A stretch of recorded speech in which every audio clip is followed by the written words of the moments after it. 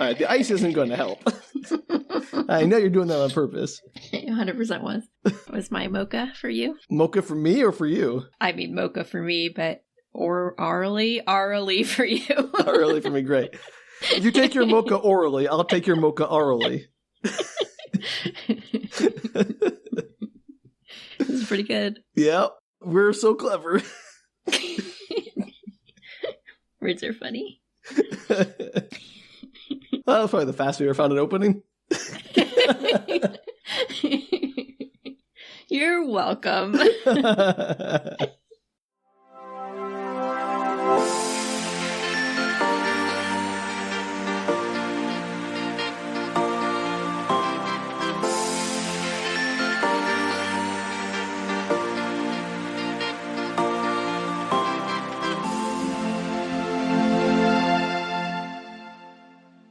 Hello and welcome to Book Retorts. I'm Sam. I'm Danielle. And this is the podcast about sharing your weird media finds with your friends who don't know what you're talking about. That's me. That's you, Danielle. Are you excited? Afraid? Afraid? Afraid? That was last week.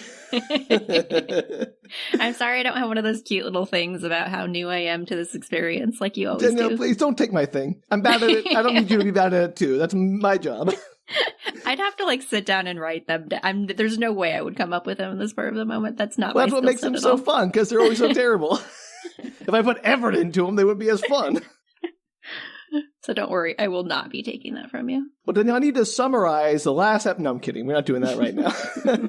Are you doing another smart house? Woo! I mean, I considered doing something along that line, but I figured I actually want to take us into a slightly different direction. Oh, okay. I have brought you, Danielle, the 1995 direct-to-video film, Magic Island. Oh, sure. Why not? Yeah. Is there magic on this island? Debatable. So this is basically, this podcast has been a great excuse for me to go and try to track down all the weird media I remember from my childhood, or like I remembered exactly one scene from this movie, and it wasn't an important or particularly good scene. I just remember this one scene, like, what is that from? And managed to find the actual movie from that. So this has been a really good excuse for me to really get back to my roots and see, like, no, that's what I was watching as a child? Who knew? I knew. I feel like I knew that you watched a lot of weird stuff as a child. That tracks. I think this was on TV, probably like a TV movie at the time I watched it. But anyway, let me send you a description, and I think this will tell you why I was so excited to do this. I'm once again shocked that you did not watch The Legend of the Leprechauns or whatever the heck that was called. I mean, Danielle, come on. There's only so many hours in a day. All right. Summary. Jack, a 13-year-old who discovers a fantastic new world that lies beyond the pages of a magical book about pirates! ! Before you can say, shiver me timbers, Jack is whisked into the book itself and a world of adventure. That sounds fabulous. I'm here for this. Yeah, right? It is. It's interesting. It is it's a very children's movie. It's a lot of fun and frenetic. It doesn't make a lot of sense, which is perfect for us. We'll get into it. The actual effects are not terrible. It's got a weird mix of things. I'll get into it. So more effort put in this movie than I really thought there would have been. Well, that's good, but it's no Page Master, I'm sure. No, but we'll get into that. Excellent. All right. So we open by panning over a driveway to a house as the words Magic Island come up on the screen so you know what you're watching. What font? I don't know. Serif font, I think. Maybe it was sans. Relevant. I don't remember. It doesn't matter. Who knows? Either way, it just lingers on this house for a while as the credits roll. Then we cut inside. Rock music starts playing. More panning. This time over a bike and clothes, posters, a stereo system. Like, this is all just super close up of this room. And what is this place? Like, is this a living room, a bedroom? I don't know. It's a 13-year-old boy's bedroom. Yeah, we figured that out later, but we're not there yet because there's also an old school Super Soaker, so that's cool. I mean, love that. We had a lot of those in my childhood. Yeah, they're really cool, right? Where do they go, Danielle? Where do they go? You could probably still buy them. Okay, or Danielle. Some version of them. Probably. Probably a better version, honestly. We're too old now to we don't have any 13-year-old kids. Yeah, but, I imagine a Super Soaker could be used in all kinds of situations. It's true. So finally, after literally minutes of just panning around the room, the camera manages to coherently frame something in the shot. And it's a kid sitting at his computer, played by Zachery Ty Bryan, who you know. I know who that is. You do? Who is that? Oh, yes. Yeah? Yes. Take a guess without Googling. If I really want to Google it. I know. I'll just tell you. Unless you got it in your head. Tell me who it is. I know who it is. I know the name. It's the older brother from Home Improvement. Yeah, that's what I was going to... I'm like, he's like blonde, right? Yeah, that's him. Yes. See, I totally had a face in my head, but I couldn't remember what I knew him from. Yeah, that's right. There you go. So it's a movie starring him. This was his big vehicle. Excellent. It did not work out. Poor guy. I mean, he had a career. Yeah, right? he's fine. He did good stuff. This just wasn't. This made or break him. Exactly.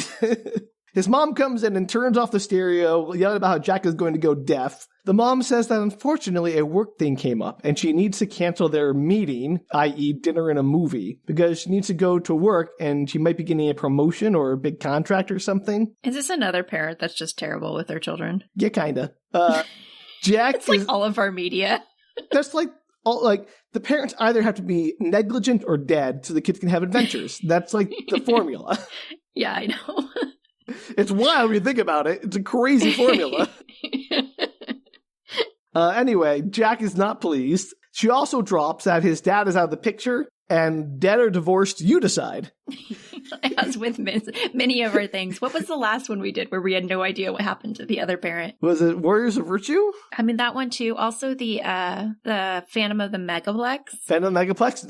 That could be another one. Yeah, there was like a parent that was just gone. But that's what a step-parent in that one, so at least they were trying. I don't think there was step-parent so much as like a boyfriend parent. Close enough. Same thing, I mean. All right, so we cut to a Caribbean woman who is their cook, housekeeper, whatever, making dinner. And the mom was like, hey, I'm not going to be here. Can you make sure Jack gets something? She's like, yeah, sure. So Jack eats dinner with her. But while she tries to have a heart-to-heart with him about talking to his mom about how he feels and that she has it hard too, he's just playing a Game Boy and then storms off saying he has to save the princess. In his room, Jack packs a duffel bag with some of his things like CDs and a super soaker while he narrates a note he's writing telling his mom that he's running away and she'll probably be too busy to miss him. Is he running away from home? Oh, absolutely. Where is he going? Is he going to the treehouse? The magic treehouse? No, just his tree fort in the backyard. Oh, I feel like when kids run away from home, they don't usually run very far.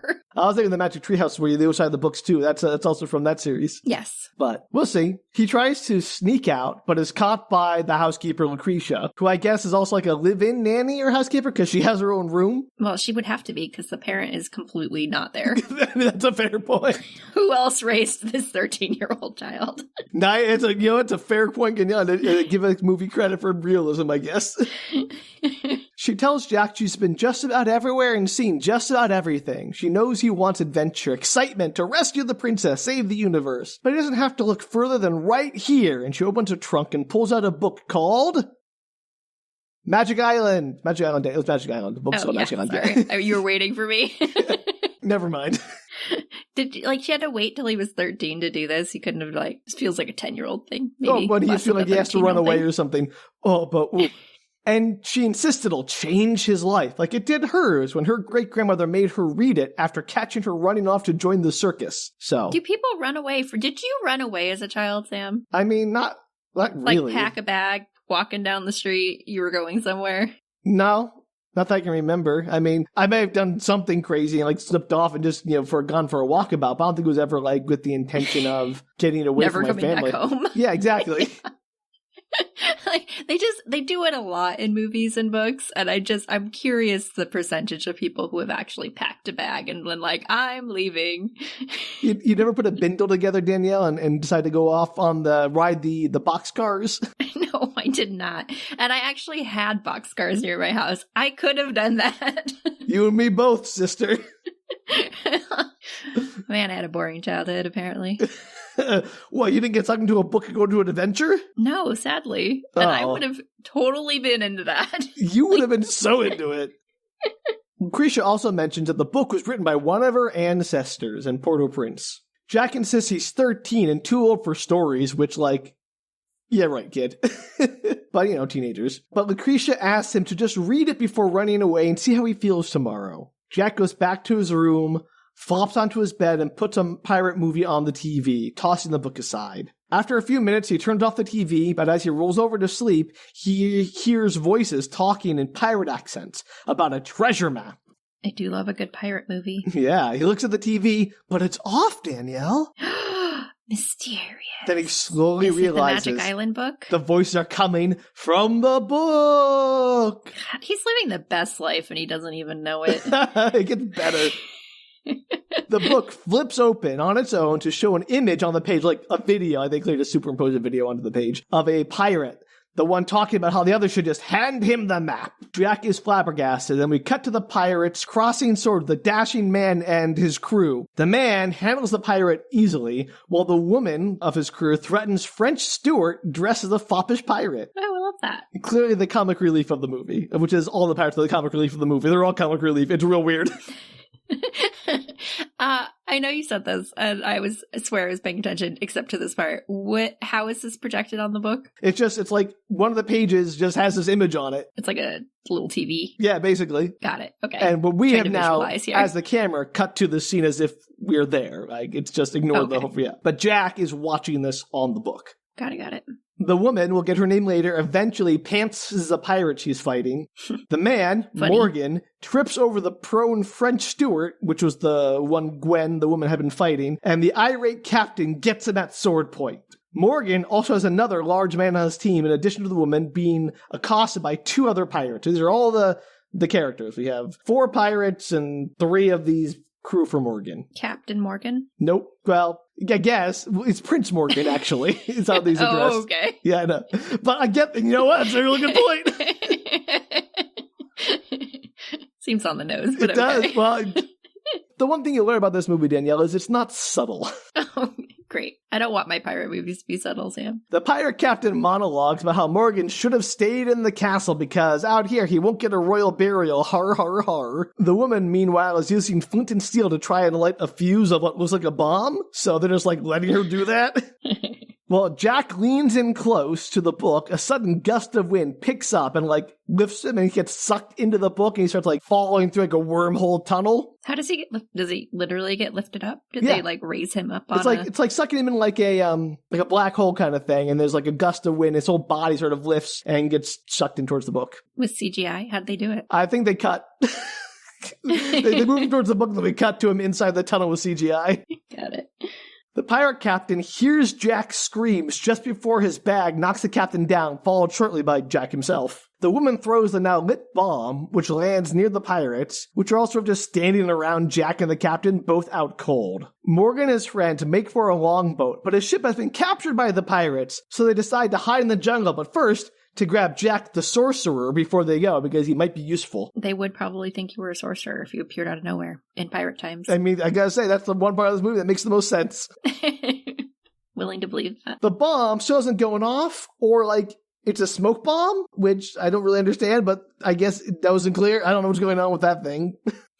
So they run off, grabbing Jack, his book in his bag, and the pirates yell curses after them about how they'll all be dead in the jungle. So there's just 2 separate groups that are fighting on this pirate ship. Well, this island. Okay. Oh, this island. And one is a pirate group, and the other is... They prefer to be referred to as buccaneers, is how they prefer to be addressed. Okay, whatever. Are there both buccaneer groups, or are they... So you have the pirates, led by Blackbeard, which we'll get to in a moment. That's his name. I was surprised. It's Blackbeard. And then you have Morgan and his buccaneers. Okay, got it. I don't know what buccaneers are. I mean, I know what buccaneers are, but I don't know how it's used in this movie. Again, the distinction, I think, is pretty... A buccaneer is a privateer, and I'm not sure that's different than a pirate. I don't know enough about the politics of pirates to know the difference between a buccaneer and a privateer. Wasn't one, approved by the country, and one was not? But they did the same thing. Yeah, pretty much. And I think... The buccaneers come from a food preparation technique was done in huts by one group, and they sold the food to privateers, and the privateers also got that name. It's a whole thing. Etymology is weird. It's a French term. Sure. I looked up that much of it. The things we learn on Book Retorts. You know what? Any opportunity to learn is a good opportunity. So we cut to Jack, lying in the grass, slowly coming to as Morgan and his crew stand around him. He's startled to see them, but they introduce themselves as Prince Morgan Hildebrand, Gwen Lightfoot, the best Irish swordswoman out there, and his guide, Dumas, scholar of the Caribbean. Sure. And the name Dumas is pronounced Dumas, and sometimes Dumas, so go figure. Just randomly, depending? Yeah, pretty much. That's a choice that somebody made. Morgan explains they're on the Magic Island. Jack is all, oh, Got it. This is a dream. And what are you guys, pirates? And Gwen takes great offense at this, while Morgan explains they're buccaneers. Very different, Danielle. Very, very different. They fled from England to escape the tyranny of King George, Morgan's uncle. Also, we learn here that Gwen's Irish accent, while they're talking, is not. It's just not. it's an accent that is best described as trying. I did not peg her as Irish once in this movie. That's like what's-her-face, the Grand Banshee from Leprechauns. You mean, how am I blanking on this? Exactly. Whoopi Goldberg, right? There you go. It took me forever. It's okay, I kept thinking Whitney Houston, and I was like, no, that's like Cinderella, and she plays the fairy godmother. I can't believe I got there first. Also made for TV movie. Amazing. Yeah, Whoopi Goldberg and her crazy non-Irish but sort of Irish accent. That's pretty much this. So Jack offers them some bubble gum from his pocket. They recoil in fear while he demonstrates, blows some bubbles, and they're like, ooh, sorcerer magic. How old is gum? You know, Danielle, it's a question I do not have an answer to. I know, like, it's tree sap, but, like, I don't know modern bubble gum, how far back that goes. Interesting. Jack insists he's not a sorcerer. Then Dumas concludes he must be a demon, and they have to cut his head off. And Jack's like, no, wait, I'm a sorcerer, you got me. I mean, like, wait, yeah, no, I am, totally. He introduces himself as Mad Jack from the sacred lands of Los Angeles, and Dumas is very impressed by this. As one should be. Why do you choose the moniker Mad Jack, Danielle? Don't ask questions. Is his name Jack? Wait, what was his name? His name is Jack. I don't know why he says Mad Jack is his name. Because it sounds cool, Sam. It does sound cooler, but would he be like... And he's 13. What else are you going to say? Magic Jack, maybe, if he's a sorcerer? No. Mad Jack sounds more wily. You know what, Danielle, you got me there. So we cut to Blackbeard coming to with the aid of a bucket of water. Blackbeard berates his crew while they blame Saperstein, a.k.a. French Stewart. He explains a sorcerer fell from the sky and then fled with Morgan into the jungle like frightened babies. Blackbeard is not happy they didn't go after them. Yeah. Cut to Morgan, who sees with his spyglass that Blackbeard is coming after them, and Jack is super impressed that it's the Blackbeard. And let me tell you right now, he should not be impressed. Is it really the Blackbeard? I mean, like it's supposed to be based on the concept of actual Blackbeard. This is supposed to be like the Blackbeard. Okay, got it. Which, if this was actually Blackbeard, I would be not at all afraid of him. Morgan explains that he took their ship and is after them since Morgan has the treasure map. The pirates slapstick their way through the jungle, tracking Morgan, while Morgan and his crew skedaddle. Jack goes with them, and learning that it's the year 1796, he goes in his bag, but he can't find his book, the one that got him here and which he needs to get back. Uh-oh. Morgan doesn't know what this book is, but tells Gwen if she has it to please return it, and she just stares daggers at him while reluctantly handing the book back to Jack. Why did she attempt to steal it? No idea. Does it ever come back up again? Never. She was just going to take it, because she's not a pirate. Nope, she's not a pirate. She's a buccaneer, Danielle. I'll look that up. It's like that old question, how much does it cost a pirate to get their ears pierced? How much? Buccaneer! Yeah. You're welcome, everyone. What you did there. My brain did not go there. No, it did not. Even though you literally gave the answer like 3 seconds before then. I figured it was a little... I knew you, Danielle. I figured it'd be fine. You know what? I am not good at jokes and riddles. I just don't get the answers. I know, Danielle. I know. My brain just doesn't work like that. I think they're funny. I don't remember them. I don't think about them. I can't solve them. You could trap me in a maze with a riddle, everybody. Just, Oh, no. Fair warning. Danielle's putting all her secrets out here in case her enemies want to take her down. After Jack gets the book back, he's all, here's some real sorcery, and puts the book on the ground, steps on it to, head home, and nothing happens. Oh, yeah, shocking. Right? You mean the plot of this movie is not over immediately? I thought it would be, but what do I know? I mean, it could be a plot where he, gets sucked back into normal time and then gets sucked back into the book periodically. Just goes back and forth forever? That's more of a TV show. Resolved, yes. It's like every episode they go into the pirate world. That's more of a TV show, I think. Maybe it was like a No, because you could get sucked pilot. back and be like, oh my gosh, that was super weird. And then randomly, every time he goes to sleep or something, he gets sucked back into the book. Sure. And then he has to figure out why he keeps getting sucked back into the book. That'd be a much more complicated movie than this one is, Danielle. Just saying. You know what? It's not a bad idea. Morgan asks what the book is, and Jack is all, oh yeah, it's about all you guys. We can find out what happens, just gotta read ahead. But the book, Danielle, it's blank. Oh, shocking. I didn't see that coming at all. Never. Back in the beginning, there's an illustration of Jack shaking hands with Morgan and the words narrated by Lucretia in a voiceover about how Mad Jack was invited to join the quest while Blackbeard was hot on their trail. Jack's all, okay, we gotta go. They're hot on our trail. And so, again, they run off. A lot of this movie is just them, like, stopping to talk and then ending the scene by running off. Back in the jungle, the pirates are complaining about how they'd rather have mutton or just go home, while Blackbeard berates them and insists they split up. The tracks end here, by sorcery, no doubt, so they'll take two groups, and two of them go one way, and Saperstein and Blackbeard will go the other way. So that's a great way to find people on an island, where you have no map. Up? Yep. Splitting up always helps. Yeah, how could it go wrong? Never once gone wrong in any movie ever. Danielle, luckily this island is about the size of your living room, as we'll find out. Oh, perfect. How do you know? You've never seen my living room. I have a sense. You have a sense. I mean, how big can your living room be, Danielle? It's not that big. There you go. All right. I have the sense of general of how big houses and living rooms are. It's not like some great foreign concept. Meanwhile, Jack is erasing their tracks with a branch, while Gwen is still pretty hostile to him. Gwen is very, prickly and mean to everyone in this movie. I'm not sure why anyone likes her. I mean, do they have to like her to work with her? We'll get into it.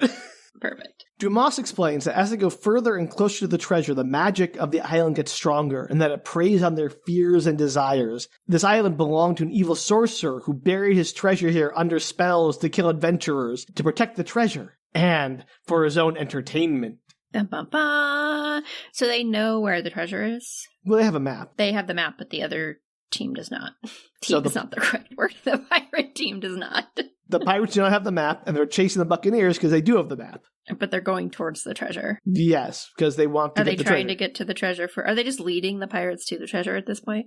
I mean, the pirates don't even know where they are, so leading is a strong word. Okay, but the Buccaneers know where they're going. Supposedly, they have a map. That's all I know. Okay, but if you have the map, does it stop you from getting murdered by the magic spell? No. Oh, cool. All right. At least that is my assumption.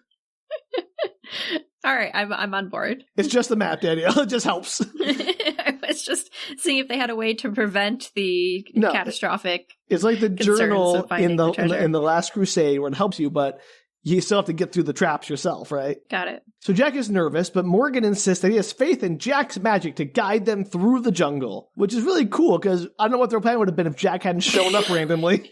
I was just going to say that. I was like, what was the plan? Morgan and his two buddies are just going to die in the jungle, I guess. They march on, Jack wishing for pizza, when, wait, what's that he smells? It's pizza! He drops his stuff and runs off, hot on the scent of pizza. Is this like one of the traps of the treasure? Danielle, we will get wishes and into desires. it right now. That could go this could be a very R-rated movie. We don't know where this is going. I mean, he is 13, which is very dangerous. And they're all adults, Oh, Daniel, we will get into that, too. Jack runs to the edge of this large, sandy circle in the grass, in the center of which grows a single tree. Jack yells to the others that he found food, but they don't hear him because they've already wandered off.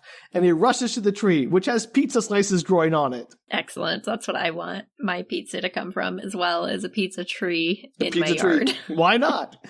As he climbs the tree, we see a shark fin slicing through the sand. There are sand sharks? Sand Love sharks! That. Yeah. And there's also a knockoff of the Jaws theme, so it's great. I am so into that scene. Pizza trees and sand sharks. So this scene is the one that I remember from the movie, from my childhood. As you should. Yeah, everything else, no idea, but this part I remember. I just remembered the existence of a pizza tree, basically. And not the sand shark? I knew there was a trap. I don't remember what it was. Sand shark's cool. So Jack climbs a tree and picks a slice, but the tree shakes and he drops it. And the lizard-like thing, which is actually a pretty decent puppet, rears out of the sand to eat the slice. So the shark thing is like a lizard? Yeah. Jack yells, "A sand shark!" He's like, that's how do you know what it was? But I guess it's just obvious. So is it a lizard or a shark? It's like a lizard with a shark fin. That's pretty cool. Why does it have a shark fin, Danielle, on land? So you can see it in the sand, oh, Sam. Okay, every predator wants you to see it coming. It's to give other people a fighting chance. Why do sharks have fins? To help them swim, Danielle. Navigate in the water, but the same thing with sand. I don't think they work the same. I'm sorry. You don't know that. We don't have sand sharks. You know what? We don't have sand sharks. Danielle, there's probably a reason for that. Yeah. Lack of magic. Exactly that. Because God wasn't creative enough. Oh, yeah, that's the reason. He gave up after the platypus. I think way before that, if you ask me. So Jack is yelling, but Morgan and the others have gone off ahead, unaware, until Dumas notices that, wait, where'd Jack go? He just, lost track of their wizard. Yeah, sorcerer, Danielle, please. The sorcerer. Sorcerer, Mad Jack very that's different. To, give them through the entire... Yeah, they do not jungle. care. These people are laissez-faire about their own survival, let's say. Jack, meanwhile, is treed as the shark waits below, staring up at him, mouth open. Jack decides it's bubblegum time, baby, and chews a piece and sticks it onto a slice of pizza. I really appreciate that came back into play. He does this several times and tosses the gum-covered pizza to the shark. Jack laughs madly as the shark then laughs back at him mockingly, which is a thing that happens. They're both insane, in my opinion. It's crazy. Then the shark eats the pizza before burrowing underground. You don't see him blow a bubble? Danielle, please. The tree shakes again, and Jack almost falls, but is caught as the hem of his pants catch a branch. The shark surfaces as Jack's pants start to rip, and then he crashes into the ground. The fin swims towards him. Jack starts screaming for help, manically. The shark surfaces, but a massive bubble is in front of its face, blocking the shark from biting Jack. Jack, suddenly calm again, quips that he's gotta blow this hole. That's not appropriate. And pops the bubble and scampers out of the sandy pit, leaving the gum-covered shark behind. There are some insane one-liners in this movie, Danielle. Things no human would ever say. Those are my favorite one-liners. It's real weird. I love it. As soon as Jack reaches the edge of the sandy pit, he falls backwards screaming as he suddenly is sucked into a wormhole again. Like the one that transported him into the book. Is it out of the book again? No. He's ejected into the ocean and screams for help as a girl swimming nearby hears him and rescues him, taking him to the rocky shore. Love interest. Obviously, he's 13. Yeah, obviously. I didn't even think about that. Can't be Gwen, Danielle. She's an adult. And also hates him. I didn't even think of love interest. I mean, it feels... I was like, Adventure Time! I forgot that this was a movie about a 13-year-old. It feels unnecessary, but here we go. Also, that wormhole never comes up again. It just took him here.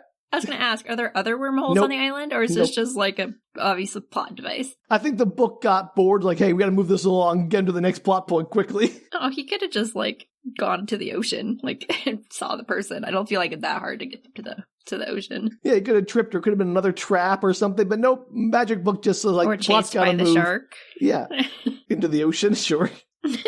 That'd be kind of funny, though, if a sand shark chased you into the ocean. You're like, you can't get out of here, but extra shark come for the other. Like, oh no, now I'm pinned.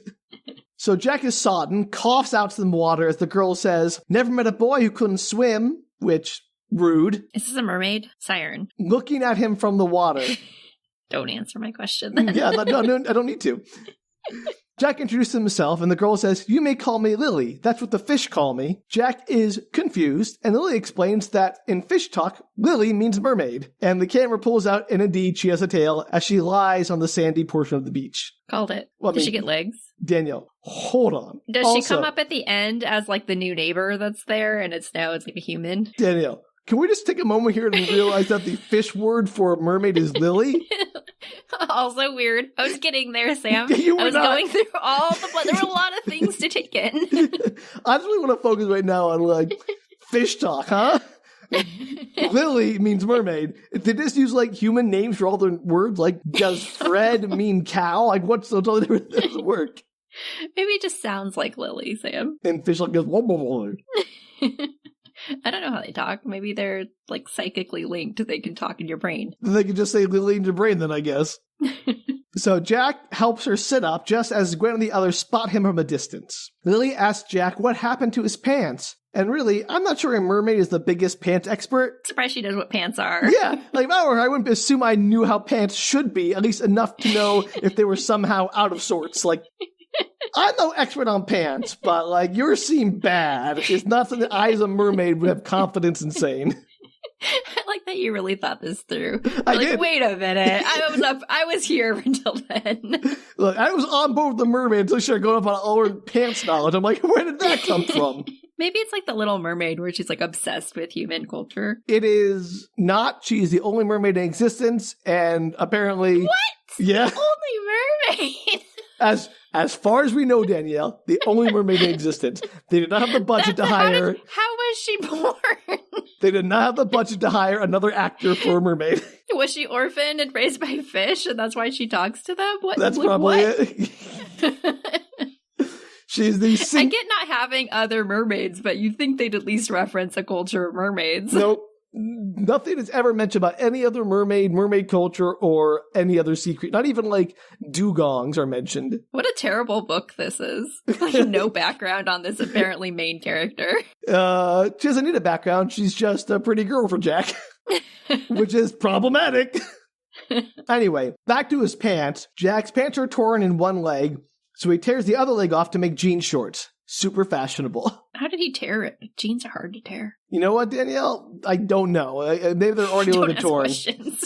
Look, if the mermaid knows about pants, Jack has the strength to tear them. Okay, I don't think those are. I think like, they're intimately related. Yeah, no, they're the same thing. They're the same thing. Jack says that he's not lost and is in fact a sorcerer, which really finds amusing, saying he's mighty young to be a sorcerer. Does she know a lot of sorcerers? Well, more than she knows mermaids, apparently. Jack says, you gotta start somewhere. I'm on a treasure hunt with Buccaneers being chased by Blackbeard and his killer gang of pirates. Arg. Lily loves this. She is on board. She begs Jack to take her with him, saying she's always dreamed of such an adventure. That's because she's living a sad life alone in the sea. Right, and just talking to fish. Like, I would also be dreaming of an adventure. Lily is the real saddest character in this movie.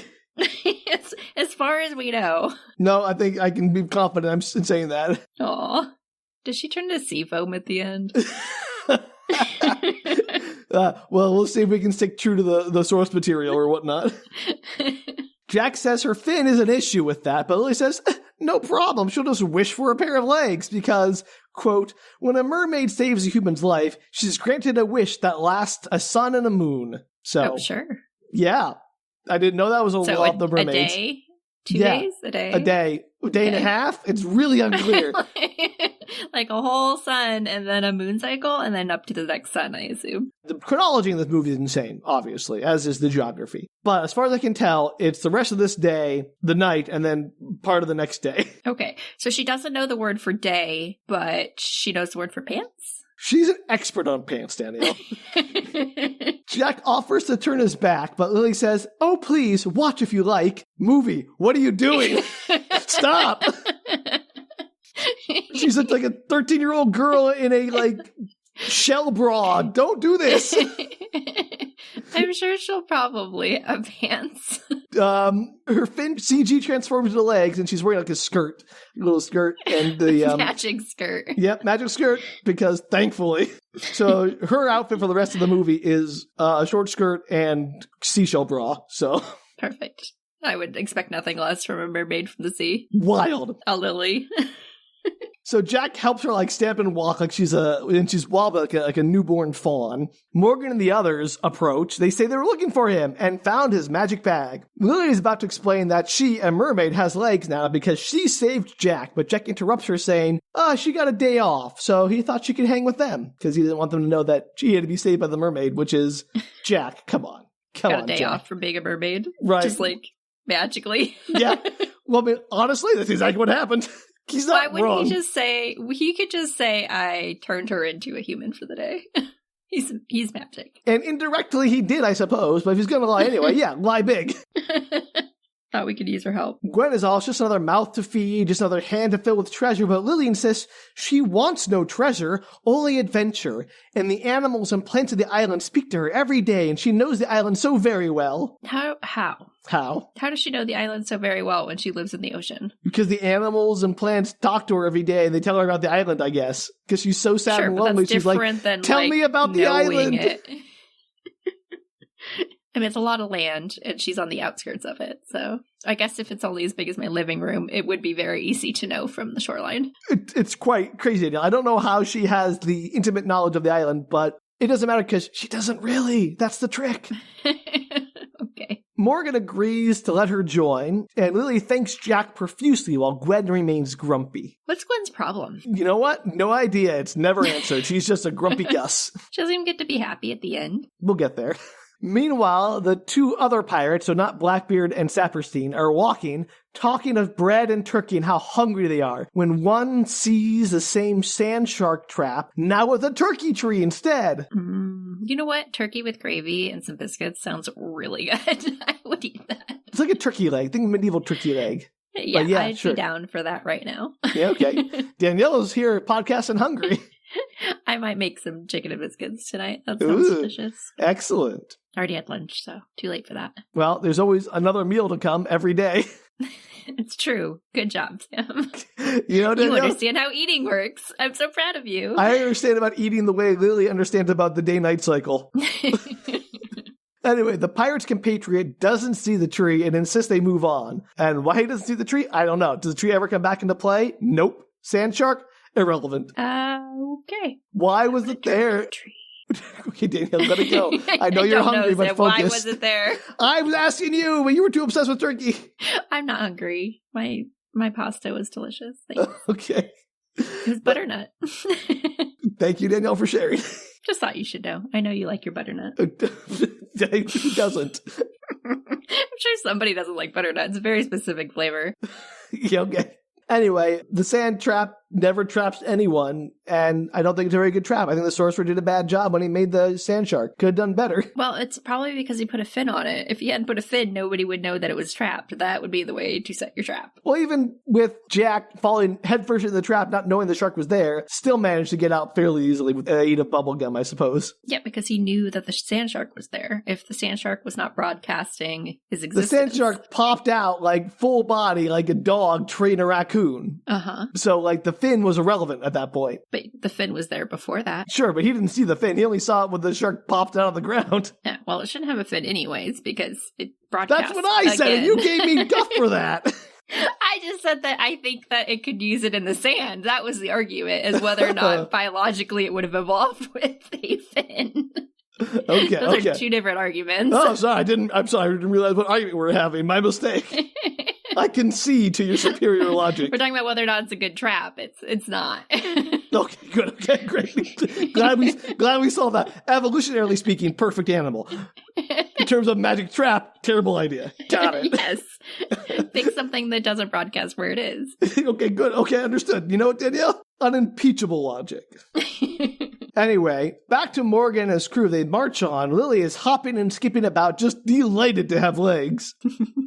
Wouldn't you? After years of lifetime of lonely finning around this ocean? Yeah, like talking fish to for friends. Clams, like, still there, huh? Anything new with you? Yeah, all right. See you later. What I'm a sure sad Coral life. is exceptional conversationalist. They're all shut at once is the problem. He can't get them to be quiet. Anyway, they come to a dead end, and Morgan asks Dumas to determine their direction. A tree leaf falls in Lily's hand, and she says thank you to the tree. It gave her the leaf to remember it by. Which, sure? Oh, that's sweet. Tree, want me to give you a part of my body to remember me by. Weird. I mean, what else does a tree have to give? Nothing. It doesn't need to give anything. I mean, the giving tree gave too much, but that's a whole other story. That's such a sad story. It's so sad. What a terrible human. Yeah. What a great metaphor for humanity. I know it's supposed to be about parenthood, but come on. Doesn't make it better. Does not make it better.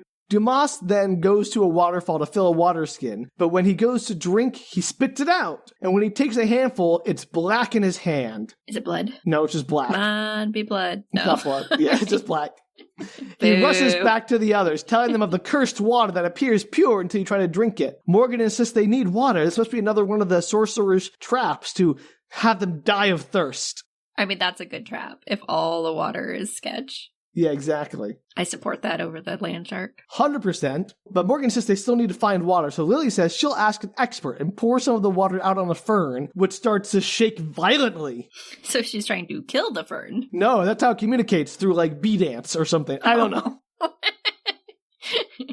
Lily says, not to worry, the water is pure. It just looks black. It's an illusion. So wait, he started to drink it out of his water skin. Spit it out because it tasted terrible, I guess. But apparently he would just imagine it tasted terrible because it actually tastes...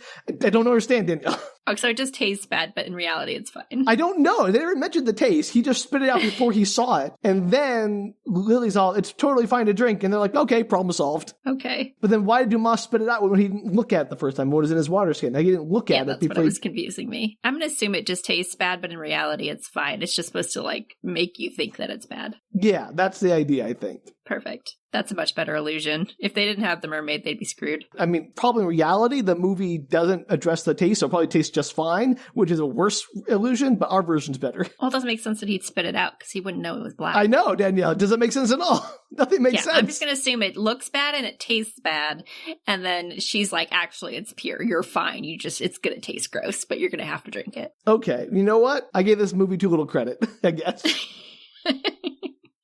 Good thing they have the Lily on their side. Right, Lily and her ferns. Sounds like a Josie and the Pussycat style band. I would 100% listen to Lily and the Ferns. Thanks. So after the whole water thing, a chimp appears in a tree and chatters at them. Lily recognizes it as Tonga. Tonga the chimp, Danielle. The chimp? Chimp. Oh, chimp. Chimp. Like, what are we talking about? Okay, so there's a chimp on this island. Just one chimpanzee on this island? Yes, also the loneliest chimp in the world. Aww. That's why they're friends with Lily. Exactly. Tonga the chimp is Lily's friend, who reports that they're being watched by Blackbeard and Saperstein, the latter of whom climbed a tall palm tree to spy on them. You know who's way more helpful than Mad Jack? Lily the mermaid. Yeah, no kidding. Lily's already saved them from dehydration once. And now she's telling them that they're being spied on. Like, she's ahead of the game here. Well, to be fair, Tonga's telling them, but, Lily's helping interpret, so... Yeah, like, they wouldn't know that. Tonga could come up and talk to them, and they'd be like, okay, crazy monkey. Fair point. / ape.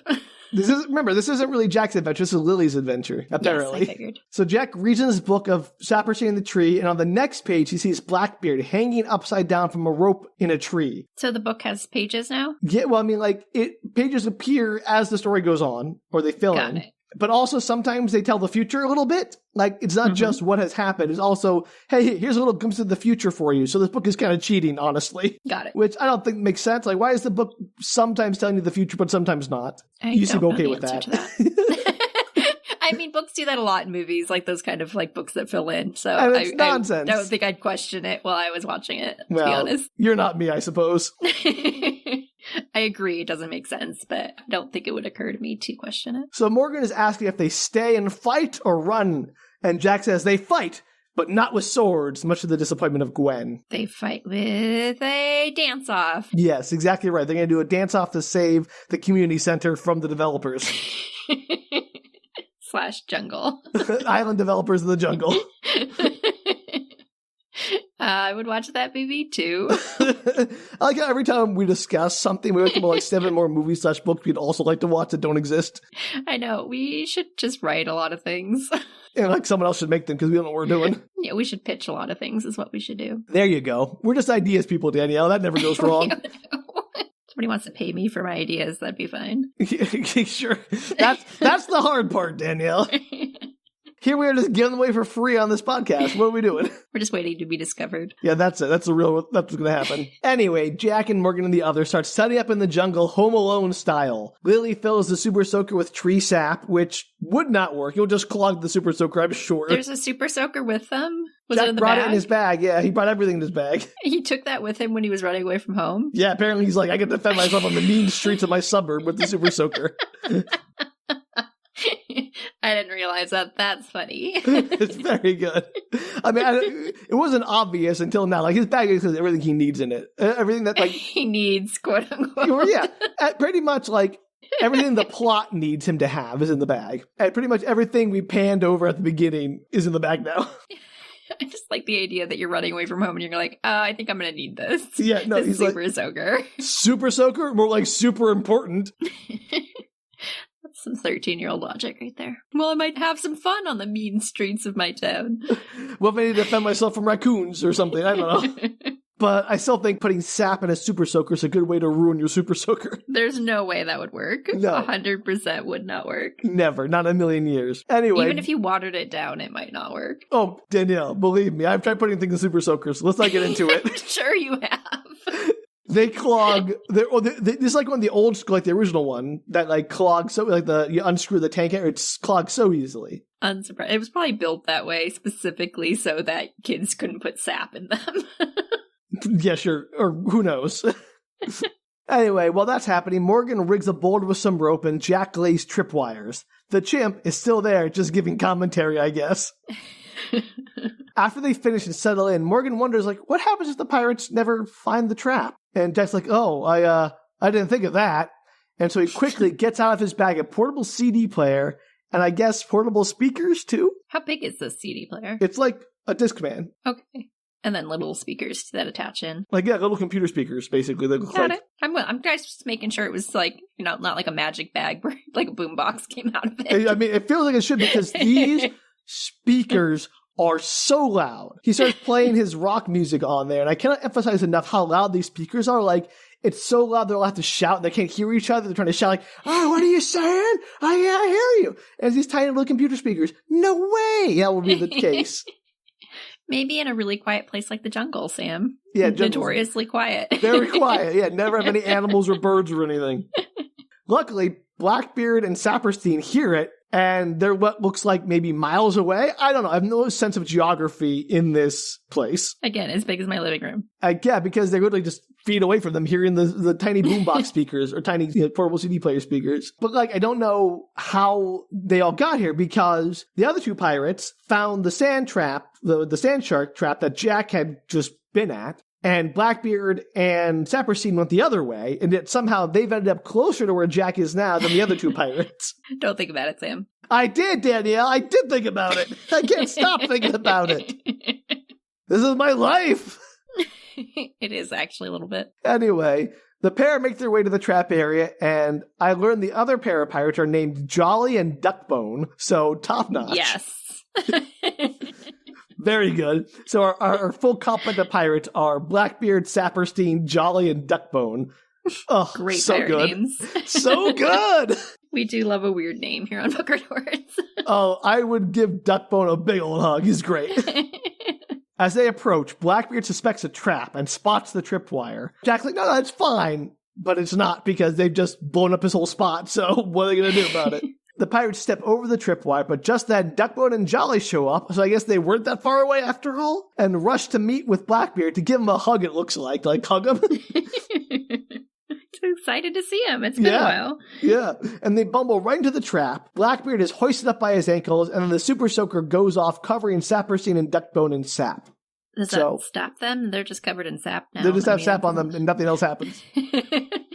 Guess they'll stick to things as they walk through the jungle. Nope. This is not much of a trap, Danielle, I'll be very honest. They've managed to incapacitate Blackbeard and no one else.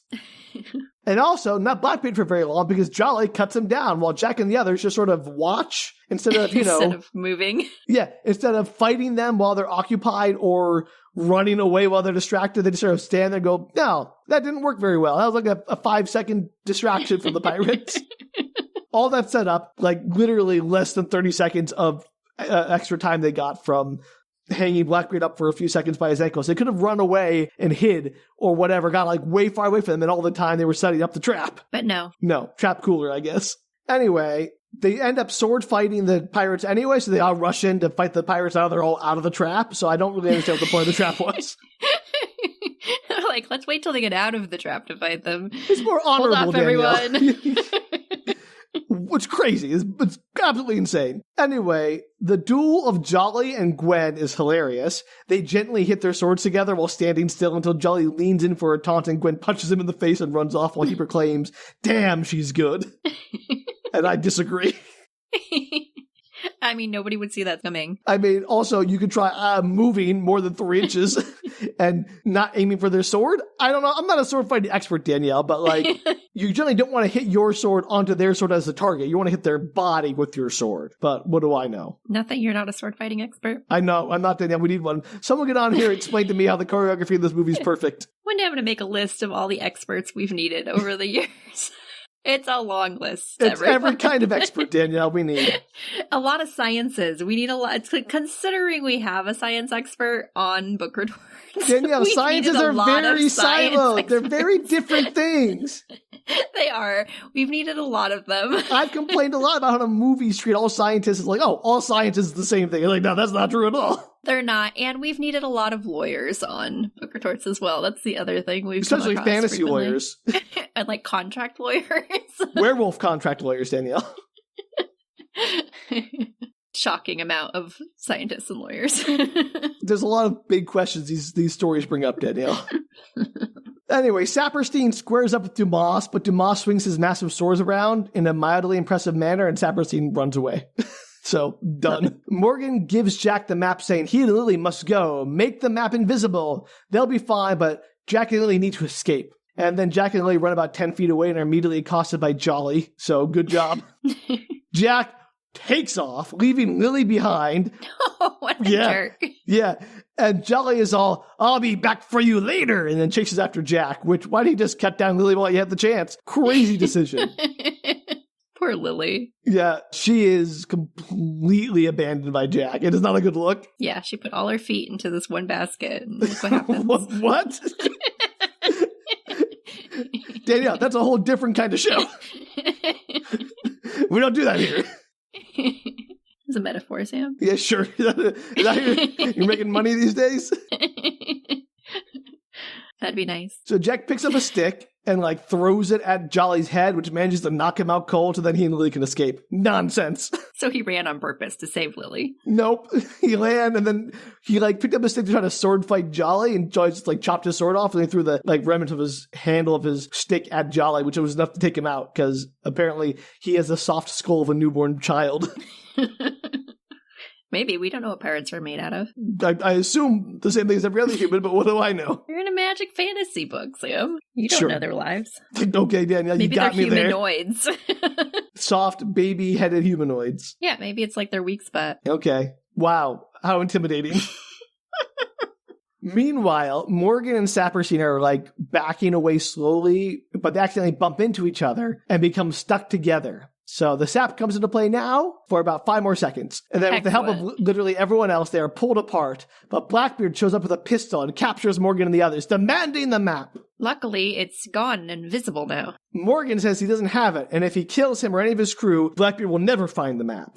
Why? That's not going to stop him from finding the map. Yeah, he's going to find the very easy to find Jack, apparently. Kill all of them you want. Yeah, seriously. I mean, I would, but I'm not Blackbeard. I'm not an evil villain in a movie. Blackbeard instead buries them all to their necks in sand at the beach and demands to know which way Jack went. Jack apparently didn't go very far because he and Lily are watching all this happen like just over in the jungle. They are really bad at this. Yeah.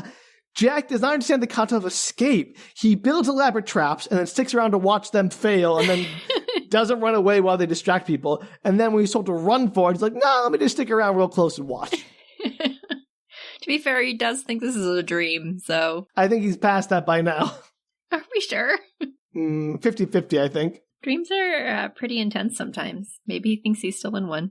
Sure, Danielle. He never mentions it again, so I don't think so, but here we go. Blackbeard leaves with Jolly and Saperstein to search for Jack, leaving Duckbone behind to ensure that Morgan et al. Drown as the tide comes in, which is actually a better villain plan than most. Like, you didn't just leave them alone and hope they died on their own. Are they rescued by the sand shark? Yes, Danielle. The sand shark rescues them. No! I don't know what the deal is with the sand shark. The sand shark is persona non grata in the rest of this movie. Sad day. So Morgan starts chatting to Duckbone, doing the whole, your captain treats you so badly. He sacrificed you to the island gods by having you do his dirty work. And Dumas are like, yes, the island gods will be very mad as you kill us, and they'll rain destruction upon you as judgment for your wicked ways. So let us go and save yourself. Duckbone is not impressed by any of this. As he should not be. Absolutely not. Then Morgan decides that this is the perfect time to confess his love to Gwen. Oh, okay. Yep. Was that like nope. Noticeable in the rest of okay? Nope. He just decides she's like, you're the most remarkable woman I've ever known. And you're like, okay, thank you, Morgan. Gwen is pissed at this because she's like, this is not a great time. Voice of reason. Suddenly, Dumas spots a scarecrow made of plants off in the jungle, smoking, with limes for eyes and a frowny mouth made from a banana. That they made? It doesn't just exist, right?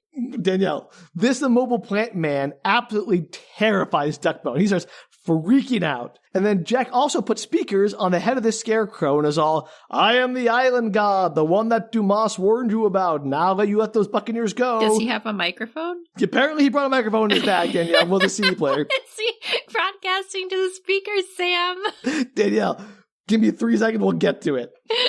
Now you let those buccaneers go right now, or something really bad will happen. And then Lily adds at the end, and your mother too. So I like her. But few things here. How did Jack know about the island god ploy? He didn't overhear it. How did he have time to set up this whole scarecrow routine, build it out of plants, put bananas and limes and eyes and mouth, and hook up speakers and wire them together? How is he not spotted doing all this setup by literally everyone looking for him? And how did Duckbone fall for this? I don't have an answer for you. It's a real mystery. It made me so angry, Danielle. This is nonsense. I mean, he was just watching this whole thing unfurl. I don't know how people didn't see him, but maybe he had the time to do it. Time is meaningless in this movie, apparently, Danielle. This is hours, apparently, who was setting this thing up and nobody noticed. Maybe he found the scarecrow in the jungle. Sure, you just found a random scarecrow in the jungle? Yeah. No, I refuse to accept that, Danielle. You don't know. You don't know either. Anyway, Duckbone just faints, and Morgan is quite impressed as Jack digs them out. Did we figure out how the microphone worked? Nope. I am upset mostly by that, I'll be You're honest. not upset by the magic scarecrow manifestation, but by the microphone he plugged into the computer speakers he brought. That upsets you. Yes, because where did it come from? I was His willing to believe he magic brought bag his of tricks. Discman. I was willing to believe he bought a super soaker, Sam. I don't understand why he would bring a microphone with him. In case he needed to, do some busking on the mean street with a super soaker. Okay, sure. Maybe he's really involved in music. Is there a guitar in there? Or nope. Ukulele? No, I wish. Let me tell you, Danielle, the microphone makes more sense to me than the peering scarecrow, I'll be honest. Completely the opposite. This is why we do this. Anyway, they start hiking through the jungle again, and Jack, Lily, and Dumas are all shouting like an army march, sound off, and yelling this through the jungle while they're marching, which is unwise if you're trying to avoid being caught by pirates hunting you. I was like, what are they doing? This is insane, Danielle. This movie's insane. What a terrible idea if you're being tracked by someone. Absolutely crazy. Gwen takes the opportunity to confront Morgan, asking if he really meant what he said to her, and he's like, absolutely. So she punches him in the stomach, absolutely incensed that he waited until they were almost dead. And I don't know what he sees in her. She's very disagreeable. Yeah, not the right time. He could have said at any time he was a coward for not doing it. But also, I don't know. What do you have to lose? He was about to die. So I guess it's what's the big deal? Let it go. Do they end up together in the end? Daniel, maybe she's super nice outside of this experience. Nope, she hates everyone. Blackbeard and the others find Duckbone and revive him. Back with Morgan, he gets the map from Jack, but Morgan concludes they're lost. Then they hear a voice shout, "Who goes there?" They follow the voice to 3 carved wooden masks set in a freestanding wall in the middle of a clearing. See, there's obviously some other culture that lives on this island, Sam. Yeah. You'd think. This is all the sorcerer setting this up. So maybe he had the scarecrow already set up for something else. Okay, so Jack managed to spring that trap and steal the scarecrow. And maybe the sorcerer had a microphone also in the scarecrow for something else, Danielle. I don't think he has a microphone because technology is not not the Danielle, same on he's this magic. island. It's fine. Maybe it's a magic microphone. You don't know. Sure. That he attached to the speakers. There you go. Perfect. Makes perfect sense. As much as the magic scarecrow from the sorcerer. No, I actually think the magic scarecrow from the sorcerer makes way more sense than the speakers. None of it makes sense. You're full of it. You're absolute nonsense. So there are these 3 masks carved into this freestanding wall for some reason. The 3 masks all start bickering. Morgan is like, hey, can you give us directions to Dead Man's Grove? Are there riddles? No, it's actually much dumber than that. Great. The female mask says that's a dreadful place, Dead Man's Grove, and starts flirting with Morgan, suggesting showing him a romantic spot. And Morgan is into it. Like, wasn't he just in love with Gwen? Well, until he gets a very strong glare from Gwen, like, oh wait, I can't bone this mask because I forgot to just confess my love to Gwen. Maybe She can Gwen do better. should wear a mask. Yeah. Maybe he's just, that's his kink. Maybe he's into it. Well, I mean, I think she can do better at this point, honestly. Well, yeah, obviously Gwen can do better. But apparently people can do better than Gwen, so I don't know. Everyone can do better than everyone else. Everyone sucks. So one mask says they have to go left. The other mask says they go right. And the third mask says it's neither. And that the other two masks are in love with each other and it's addled their brains. And so they don't know what they're talking about. The other masks deny being in love and they all start bickering again. I should also mention the middle mask is voiced by Isaac Hayes. Great. The two masks that are in love was one of the ones that was hitting on Morgan. Yeah, absolutely. Jeez Louise.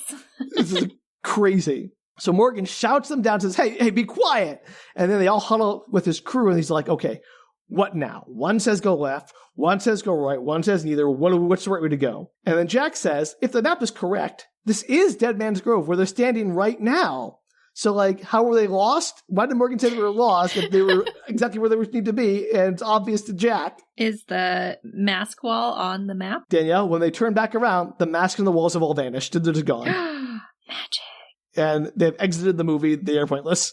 No riddles, no puzzles, nothing. They just bicker a little bit, flirt with Morgan, and then disappear. Maybe the point was just to throw him off, but once they realize that they're there to throw him off, it, like, disappears. Maybe that's part of the magic. Danielle, you are giving this movie way too much credit. I'm really great at giving excuses to things. I noticed. It's one of my many skills.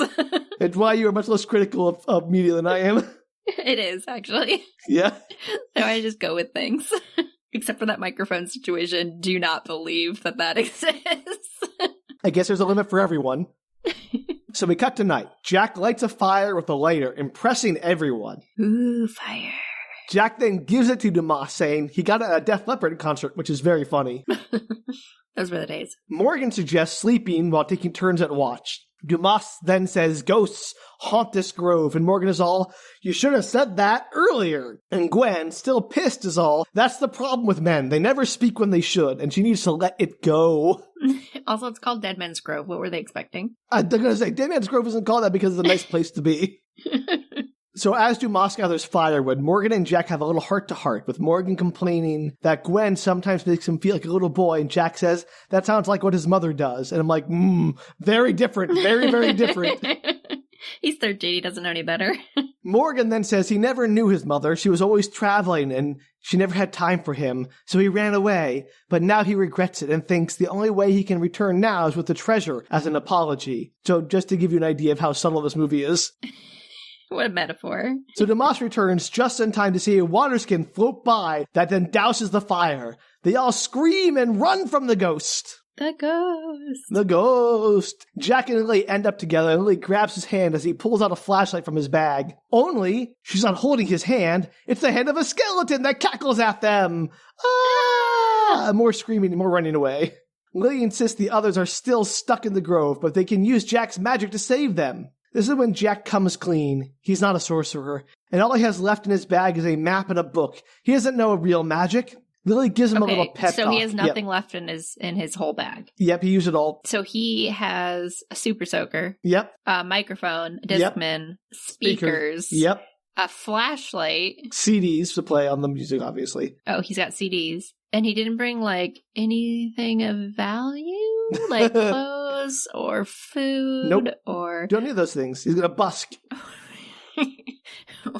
I don't know, literally anything else. What a dumb combination of things to take when you run. The worst go bag ever. I mean, to be fair, the flashlight, useful. Everything else, take it or leave it.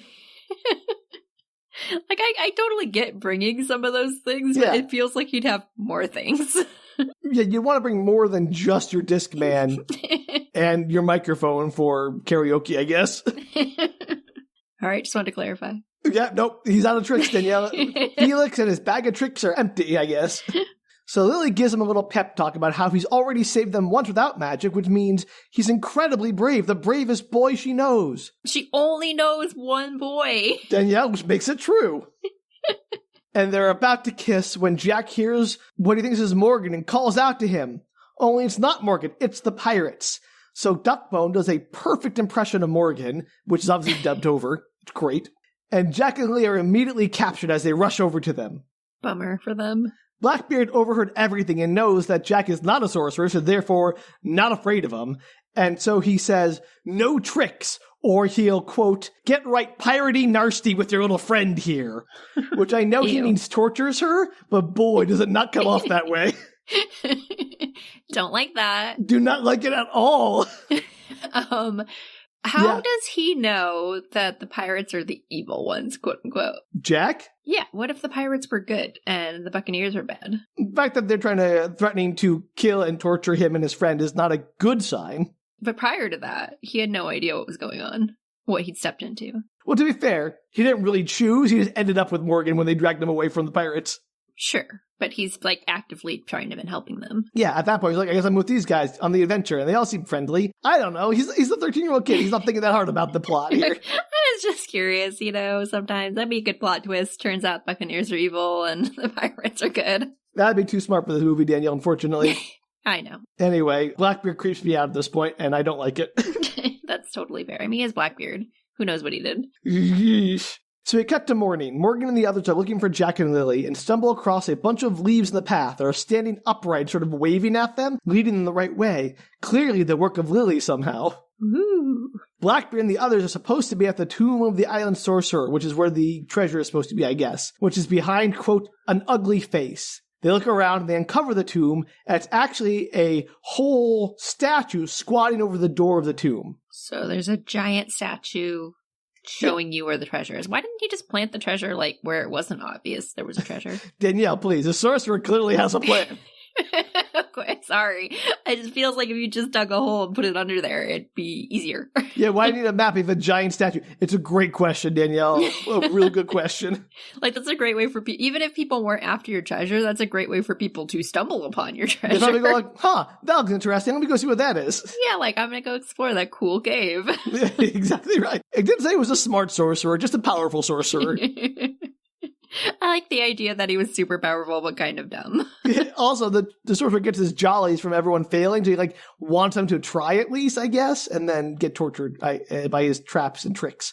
Although, so far, his traps and tricks, not very terrifying. You have the sand shark, pretty cool. The three masks, not at all cool. And that's it. That's literally the only traps he has on the island. No, with the scarecrow, thank you. No, I'm not giving you that one, Danielle. I refuse. The microphone? Okay, fine. I'll give it. If the microphone's included, I'll allow it. Anyway, just as they uncover the tomb, Morgan shows up with the others, only to have them all be immediately captured because the pirates have pistols and they don't. So, good job, guys. I can't believe the Buccaneers don't have guns. And how they are constantly getting captured very easily.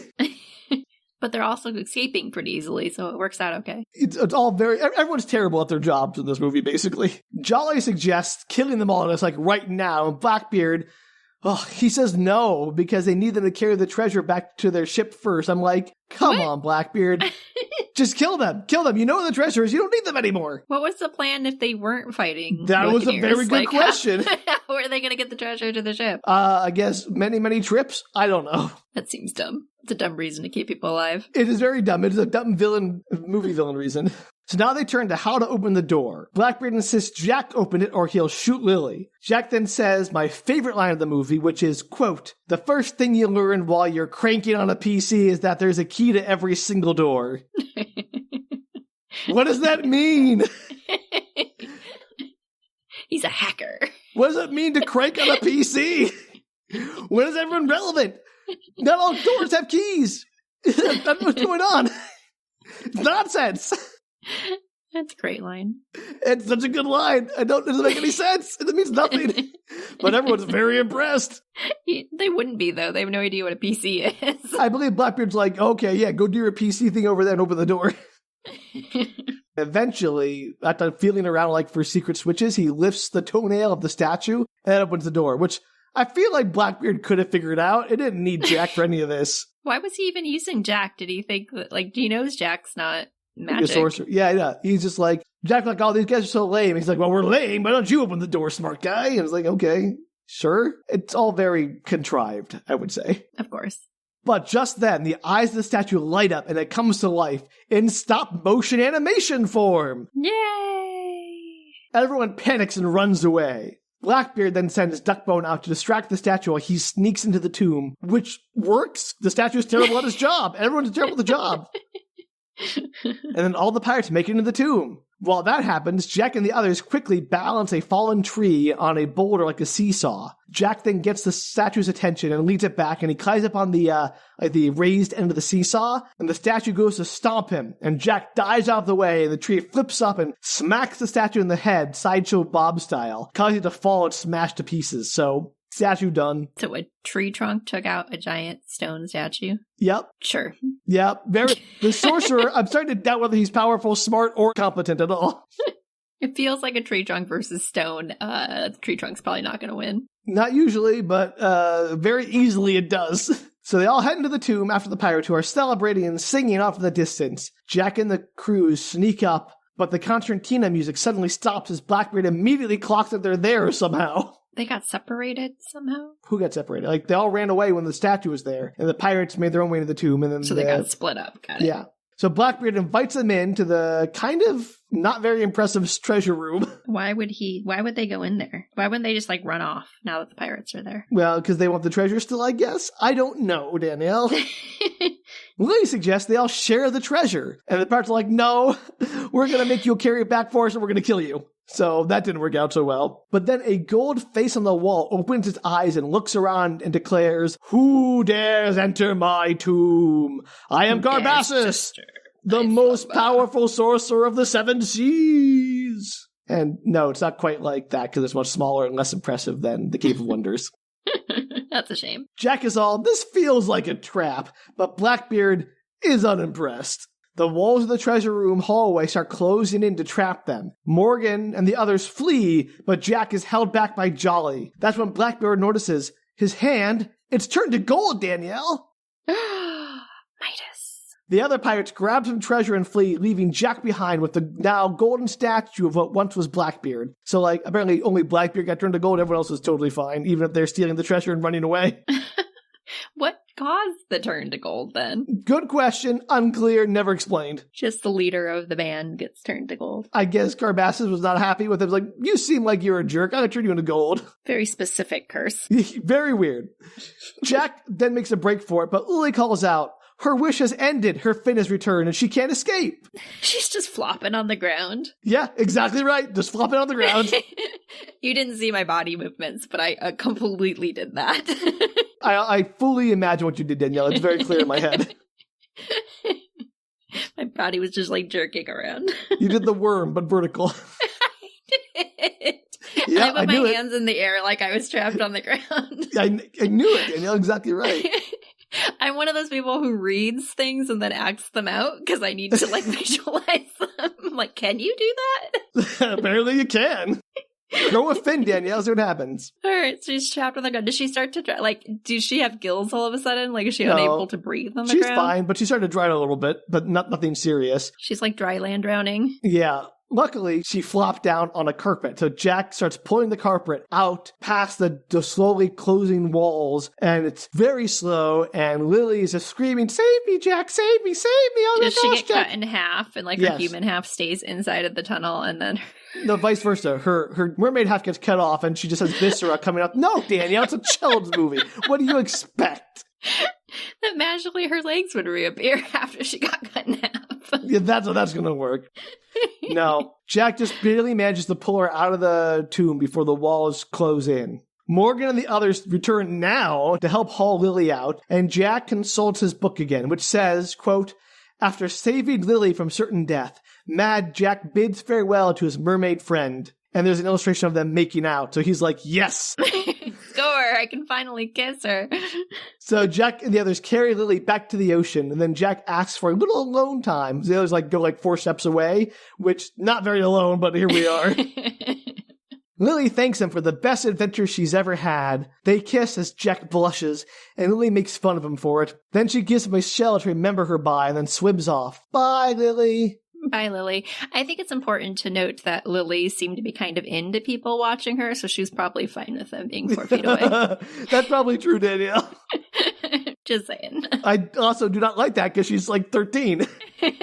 You know, you like what you like. So Jack meets up with the others, and apparently the carpet is spun gold and sewn with rubies and diamonds and sapphires and such. Morgan is all, "You are wealthy beyond your dreams, Jack." And Jack, after a moment, gives the carpet to Morgan and says, "You need it more than me." And Morgan is very happy. Mom. I'm fine. I mean, he literally is a prince, but I guess he needs to bring the treasure back to prove his worth. I don't know. Maybe he's a prince in ruin, like that's why he's on this adventure. Yeah, sure. Did they ever explain his princehood? Yeah, they explained he's the nephew of King George, Danielle, of England. Oh, I didn't hear that part. No, his uncle King, he ran away from the tyranny of his uncle King George, but then also he ran away because his mother was never around to appreciate him. That's a reason. Yeah. Remember the whole heart-to-heart? Jack's like... I remember the part that he ran away. I just didn't remember that he was the nephew of King George or whatever. Okay. Does that make him a prince? I guess it does. Danielle, I don't know please. How that works. I'm not an expert on the monarchy. Like, if you're not direct in line, are you still a prince? I don't know how that works. Danielle. Britain. Yeah, right. You could let us know. Let us know in 1796. Anyway, they thank Jack, give him his bag, and they march off. Morgan and his crew get to the longboat, and they meet up with the other pirates, Saperstein, Duckbone, and Jolly, who are like, "Well, now that Blackbeard's dead, can we be part of your crew?" And they're like, "Yeah, sure. Come on board." Why not? Come on. Yeah. Jack says he has to go, and Morgan says he's welcome back anytime. Dumas then says next time he'll introduce Jack to his love, Marguerite, back in Proto-Prince, who Jack recognizes as the ancestor of his housekeeper, Lucretia. This is her ancestor, and Marguerite's the one who wrote the book. I see how they did that. How does he know it's time to go? Does he just jump into the book? Like, how does he... Story's over. It's not time to go. Maybe he can hang out with them. As far as he knows. Like, he doesn't know how this magic works. For all he knows, he's stuck in this book for the rest of his life. Well, apparently not, because Jack has already stepped on the book and is sucked away. He's woken in bed by his mom calling his name. She tells him that at her meeting for her possible promotion or whatever, her boss asked her what her most important accomplishment has been. And she said it was Jack. Did you hear that, Jack? I said it was you. And everyone looked at her like she was crazy, but she realized she should have been home with her son. And so I guess she just got fired and left, whatever, just walked out. Did she just not take the, promotion? Upgrade at her job? Yeah. Or whatever, yeah, unclear. Then she notices Jack's pants have been ripped into shorts. And she's like, "What happened to your pants?" Jack's like, "Maybe it wasn't a dream." Then Lucretia walks in saying, "Back so soon?" And Jack's mom says she's staying for dinner. And just then, the doorbell rings. It's the pizza Lucretia ordered in anticipation of this exact thing. She laughs. Credits roll. The end. Is it delivered by the sand shark? We don't know, but I can only presume yes. And I'm really sad that Lily doesn't make a comeback, because I feel like that would have made sense. Loneliest mermaid in existence has continued to be lonely. That's so sad. She finally gets her man, and then she, disappears into the ocean forever. Honestly, she can do better. She needs more of an exhibitionist. I guess if the book is, used several times, then maybe she'll get another boy. I mean, maybe this is just, what she does for kicks. Whenever, someone gets into the book, she's like, "I'm gonna, have a little fun with whoever they are and get my jollies and go off on my own. I like it alone better." Pretend I'm the loneliest mermaid. Exactly. Clearly she has some really weird kinks. Great. Love that. Good job, movie. There you go, Danielle. Magic Island, 1995's best directed VHS movie? I don't know. We'd have to Google that, because there were some really good made-for-TV movies back in the 90s. Not made for TV, direct to video. So no, commercial breaks in this one. There's still some good ones, though. I'm sure there are better, honestly. But there you go. Another weird core memory from my childhood revived for your amusement. I appreciate that. And I totally understand why you remembered the pizza tree. I'm a little disappointed you didn't remember the sand shark. Look, man, I can't explain my brain any more than you can. That makes sense that you'd remember the pizza tree. It is by far the best scene. And it's weird that it does nothing. It's barely in the movie. Yeah, but a pizza tree? That's very memorable. It is memorable. It's true. Anyway, there you go. My pleasure. If you out there want to write and explain to us the other traps the sorcerer laid, but apparently they never fell into on this island adventure, you can do so at bookretorts.com. Or if you'd like to explain to us how the monarchy works. Oh, that's a good one. Wouldn't be against that. I always appreciate a little historical context. You can do that.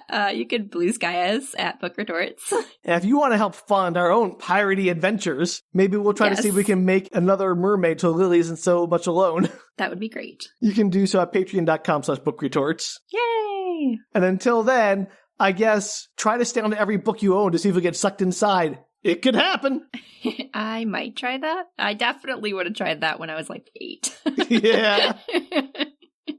Well, until then, bye. Take care.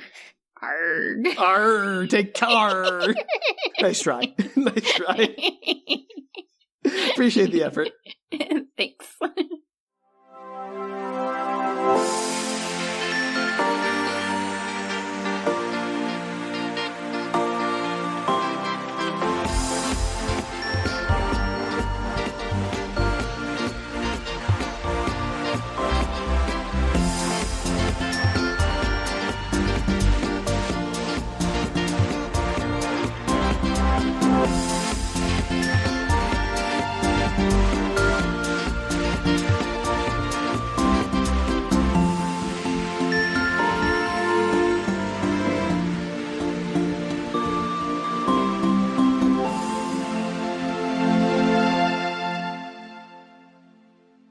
I'm so sad for Lily. Yeah, her character was very underserved in this movie. I hope she's living a good life in the sea. I hope she, goes back and has, her mermaid friends are like, guys, I did it again. I pranked one of those humans.